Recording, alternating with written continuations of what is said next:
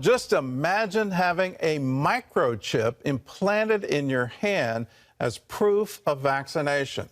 More and more people in Sweden are doing just that in the wake of the new COVID restrictions.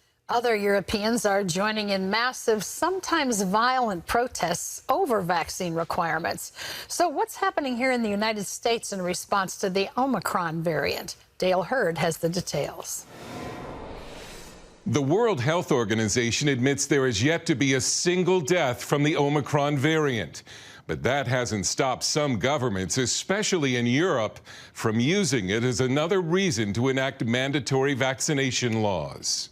Here in the U.S., Omicron cases are now confirmed in at least 17 states. We have several dozen cases, and we're following them closely, and we are every day hearing about more and more probable cases. But so far, Omicron does not seem to be dangerous. Initial studies show it has a similar genetic structure to the common cold, making it more transmissible. But in South Africa, where Omicron first emerged, hospitalizations have not increased significantly. We really got to be careful before we make any determinations. But thus far, the signals are a bit encouraging regarding the severity. Peter McGinn of Minnesota tested positive for Omicron after a visit to New York City. He had been fully vaccinated and received a booster. Kind of feeling that tired. I kind of felt bad for about a day. Did my absolute best to follow the guidelines. I had my mask on the entire time. COVID guidelines and restrictions have become a significant issue in Europe, where some nations are requiring citizens to be vaccinated. And that has sparked massive and sometimes violent demonstrations across the continent. This Belgian woman says, "I don't agree with the mandatory vaccinations because these vaccines, I don't think they're great yet." In Spain, this college professor says the dead from COVID-19 are mostly vaccinated people instead of non-vaccinated. That's in all hospitals. This woman says, "We don't want the COVID-19 passport. We want freedom.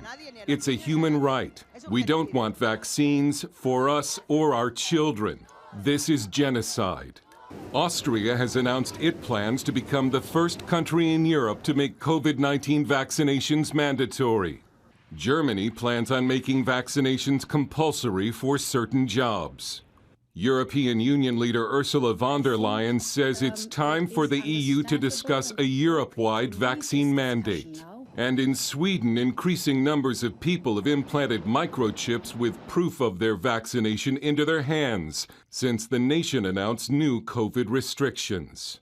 When scanned, all of a person's information about their vaccination status is shown on a reader or phone. It's also a way to link devices implanted in your body to the internet. Dale Hurd, CBN News. Well, microchips aren't coming to America anytime soon, but it does boggle your mind that people in Sweden would actually volunteer for that, to have a microchip implanted, and so that they could go to restaurants and go to stores and conduct business. So you look at these developments and you really shake your head and go, what in the world's going on? But here's another more serious development, and you're not going to see that story about European protests against the vaccine and people within those various nations saying, I don't want to take a vaccine at all, and the government should never mandate that we take a vaccine. You're not going to see that story in the U.S. news because it doesn't fit the narrative. Here's a Google search for you. You can go to Google News and type in the word evangelical, then another word, white, and then type in vaccine, and you'll be amazed at the number of stories that come up that are specifically trying to demonize the white evangelical community for somehow being anti-vaccine. I think it's religious bigotry of an enormous level. I mean, these are not fringe groups on the internet. This is the New York Times. This is the Washington Post. This is the Wall Street Journal. And this past weekend, it was Yale University that put out some kind of study of how to convince white evangelicals to get the vaccine. I'm a white evangelical. I have the vaccine. I know a lot of white evangelicals who have the vaccine. White evangelicals doesn't mean that you're anti-vax.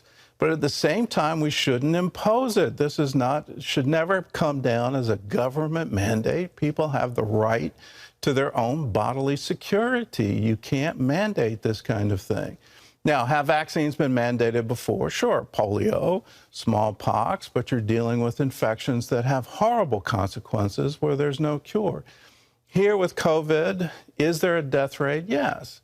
But at the same time, it's not a devastating thing. It's not some kind of emergency. So let's take a giant step back and stop the narrative that somehow this is racist or white nationalism or some kind of political narrative you're trying to advance. This is religious bigotry. I'm going to call it for what it is, and it should stop.